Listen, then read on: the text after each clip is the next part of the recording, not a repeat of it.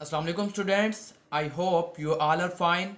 Welcome to my YouTube channel. This is Mia Muhammad Mughisi Jaz. Students, today our topic of discussion is rules for pronoun. But today we will discuss only first part of rules for pronoun. Students, if you are new to this channel and if you have not yet subscribed my channel, then kindly subscribe this channel and press the bell icon so that you may receive notifications of my upcoming videos regularly. So now let's move towards our today's video, which is rules for pronoun. Students, सबसे पहले हम discuss करते हैं उस rule को जो कि है subjective case of personal pronouns के बारे में। इस रूल को समझने से पहले हमें चाहिए कि हम डिस्कस करें सबसे पहले सब्जेक्टिव केस को और फिर हम डिस्कस करें वर्ब बी को। तो सबसे पहले हम देखते हैं कि सब्जेक्टिव केस ऑफ प्रोनाउंस कौन कौन सी हैं। इनमें शामिल हैं he, she, it, I, we, they और यू। इसके अलावा वर्ब बी में शामिल हैं be, is, am, are, was, were. Students, personal pronouns की इन सब्जेक्टिव केसेस को हम वर्ब बी के बाद यूज करते हैं। For example, it is not we who are stupid but you. अब यहाँ अगर आप नोट करें कि पर्सनल प्रोनाउन की सब्जेक्टिव केस यानी कि वी को हमने वर्ब बी यानी कि इज के बाद इस्तेमाल किया है। इसी तरह दूसरी एग्जांपल है it was they who said so. अब यहाँ भी हमने पर्सनल प्रोनाउन की सब्जेक्टिव केस को वर्ब बी के बाद यूज किया है यानी कि वाज के बाद यूज किया है। इसी तरह तीसरी एग्जांपल है happy is he who already belonged to history in his own lifetime. अब यहाँ भी हमने पहले सेंटेंसेस की तरह पर्सनल प्रोनाउन की सब्जेक्टिव केस को वर्ब बी के बाद यूज किया है। स्टूडेंट्स, अब हम बढ़ते हैं उस रूल की तरफ कि जिसमें हम प्रोनाउन की ऑब्जेक्टिव केसेस के बारे में पढ़ेंगे। प्रोनाउन की ऑब्जेक्टिव केस को हम एक्शन वर्ब्स और प्रेपोजिशंस के बाद इस्तेमाल करते हैं। अब हम देखते हैं ऑब्जेक्टिव केस को कि इनमें कौन कौन से प्रोनाउंस की ऑब्जेक्टिव केसेस शामिल हैं। इनमें शामिल हैं मी, अस, यू, हिम, हर, देम और होम। इसके अलावा अब हम देखते हैं एक्शन वर्ब्स को। एक्शन वर्ब्स ऐसे वर्ब्स होते हैं कि जिनमें काम के होने का जिक्र मौजूद हो। फॉर एग्जाम्पल, हेयर, पुल। अब हम बढ़ते हैं प्रेपोजिशन की तरफ। अब यहाँ हम प्रेपोजिशंस की उन एग्जाम्पल्स को देखेंगे जिन्हें हम एग्जाम्पल्स में यूज कर सकें। For example, I could hair him behind me. Students, इस सेंटेंस पर गौर करें। इस सेंटेंस में हम प्रोनाउंस की ऑब्जेक्टिव केस यानी कि हिम को एक्शन वर्ब हेयर के बाद इस्तेमाल कर रहे हैं। इसके अलावा हम इस सेंटेंस में प्रोनाउंस की ऑब्जेक्टिव केस मी को प्रेपोजिशन बिहाइंड के बाद भी इस्तेमाल कर रहे हैं। यानी कि हमने इस सेंटेंस में ऊपर दिए गए रूल को फॉलो किया है।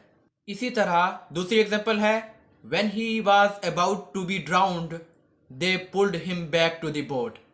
अब यहाँ भी हमने एक्शन वर्ब के बाद प्रोनाउन की ऑब्जेक्टिव केस हिम को यूज किया है।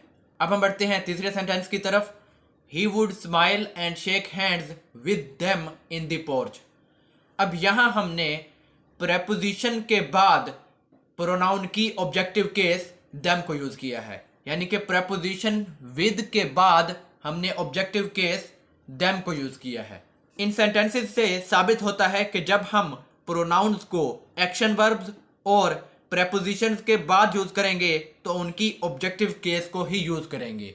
स्टूडेंट्स, अब हम बढ़ते हैं उस रूल की तरफ कि जो है प्रोनाउन की पोजेसिव केस के बारे में।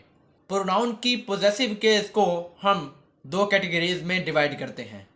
इनमें शामिल हैं पोजेसिव प्रोनाउन और पोजेसिव एडजेक्टिव। सबसे पहले हम देखते हैं पोजेसिव प्रोनाउंस को। पोजेसिव प्रोनाउंस में शामिल हैं mine, ours, yours, its, theirs, hers etcetera. इनको हम इंडिपेंडेंटली यूज़ कर सकते हैं, यानी कि इनके साथ हमें ज़रूरत नहीं है कि हम किसी नाउन को, किसी वर्बल नाउन या जेरांड को यूज़ करें।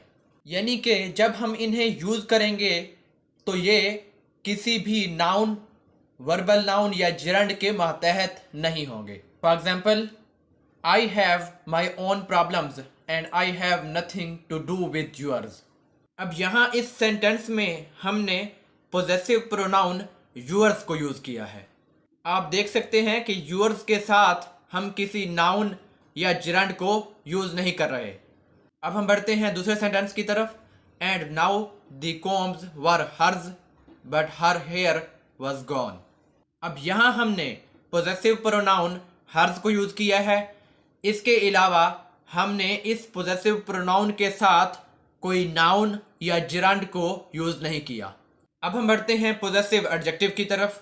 स्टूडेंट्स, पोजेसिव एडजेक्टिव्स में शामिल हैं माई, आवर, यूअर, हिज, इट्स, हर और देयर। इनको हम इंडिपेंडेंटली यूज़ नहीं कर सकते, यानी कि ये फॉलो करेंगे किसी नाउन को, किसी वर्बल नाउन या जेरांड को। अब फॉलो करने का मतलब ये है कि हम इनके साथ किसी नाउन या वर्बल नाउन या जेरांड को यूज़ करेंगे। अब नाउन्स में शामिल हैं प्रॉब्लम, ग्रेव। अब इन नाउन्स को मैंने इसलिए यूज़ किया है क्योंकि मैंने इनको एग्जाम्पल्स में भी यूज़ किया है। इसके अलावा वर्बल नाउन या जेरांड में शामिल हैं डूइंग या क्लियरिंग। अब जेरांड को हम इस तरह समझ सकते हैं कि ऐसी वर्ब की आईएनजी फॉर्म या ऐसी वर्ब की फर्स्ट फॉर्म प्लस आईएनजी जिसे हम नाउन के तौर पर इस्तेमाल कर सकते हैं। अब हम बढ़ते हैं एग्जाम्पल्स की तरफ। I have nothing to do with your problem. अब यहाँ हमने पोजेसिव एडजेक्टिव यानी कि यूअर को नाउन प्रॉब्लम के साथ यूज़ किया है, यानी कि हमने यहाँ पोजेसिव एडजेक्टिव यूअर को इंडिपेंडेंटली यूज़ नहीं किया। दूसरी एग्जाम्पल को देखते हैं। I was compelled to dig her grave. अब यहाँ भी हमने पोजेसिव एडजेक्टिव हर को नाउन ग्रेव के साथ यूज़ किया है। इसी तरह तीसरी एग्जाम्पल है the angel said that he remembered my doing so. इस सेंटेंस में हमने पोजेसिव एडजेक्टिव को जेरांड के साथ यूज़ किया है, यानी कि वर्बल नाउन के साथ यूज़ किया है। इसी तरह लास्ट एग्जाम्पल है I followed him from his clearing in the sky down a new path toward the deep valley below. अब यहाँ हमने पोजेसिव एडजेक्टिव हिज को जेरांड क्लियरिंग के साथ यूज़ किया है। अब इन सभी सेंटेंसेस में हमने ऊपर दिए गए रूल्स को फॉलो किया है, यानी कि हमने पोजेसिव एडजेक्टिव्स को इंडिपेंडेंटली यूज़ नहीं किया। इसके अलावा हमने इनके साथ नाउन और जेरांड को भी यूज़ किया है। स्टूडेंट्स, अब हम बढ़ते हैं पोजेसिव प्रोनाउन एंड अपोस्ट्रोफी की तरफ। स्टूडेंट्स, ये बात नोट कर लें कि दिए गए पोजेसिव प्रोनाउंस के साथ हम कभी भी अपोस्ट्रोफी का यूज़ नहीं करेंगे। इन प्रोनाउंस में शामिल हैं ours, yours, theirs, hers, its, etcetera. For example, my work is no business of theirs. अब यहाँ हमने देयर्स में कोई अपोस्ट्रोफी का यूज़ नहीं किया। इसी तरह दूसरी एग्जाम्पल है I shall try to remember those old faces of yours.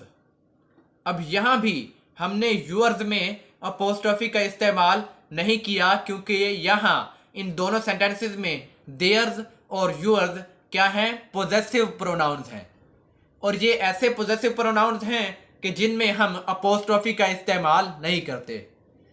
लेकिन स्टूडेंट्स, एक और बात को भी नोट कर लें कि कुछ ऐसे प्रोनाउंस भी हैं जो इस रूल को फॉलो नहीं करते। ऐसे प्रोनाउंस अपोस्ट्रोफी का इस्तेमाल हर हालत में करते हैं। इन प्रोनाउंस में शामिल हैं ones, some ones, some bodies, others, others, etcetera. इनमें जो पहला मैंने अदर्स यूज़ किया है वो है सिंगुलर पोजेसिव, जिसमें मैंने अपोस्ट्रोफी का इस्तेमाल एस से पहले किया है, लेकिन बाद में आने वाले अदर्स में मैंने अपोस्ट्रोफी का इस्तेमाल एस के बाद किया है, और ये है plural possessive. For example, we do not need somebody's help. अब यहाँ जो हमने प्रोनाउन यूज़ किया है ये ऊपर दिए गए रूल को फॉलो नहीं कर रहा और अपोस्ट्रोफी का इस्तेमाल कर रहा है। स्टूडेंट्स, आज के लिए इतना ही काफ़ी है। नेक्स्ट वीडियो में हम नेक्स्ट पार्ट को डिस्कस करेंगे। Thank you. अल्लाह हाफिज़।